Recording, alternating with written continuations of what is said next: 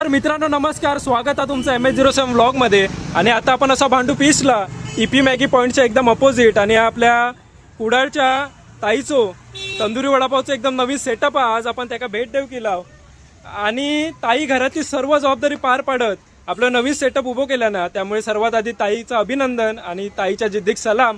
आणि आता आपण ताईक विचारूया, ताई तंदुरी वडापावची संकल्पना तुका नेमकी कशी सुचली?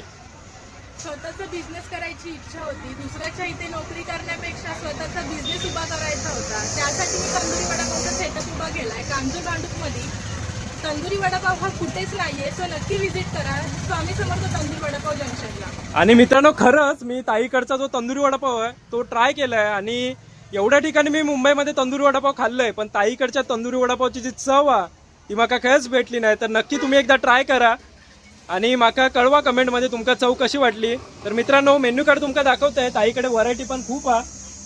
भेटूया पुढच्या व्हिडिओमध्ये, तोपर्यंत बाय.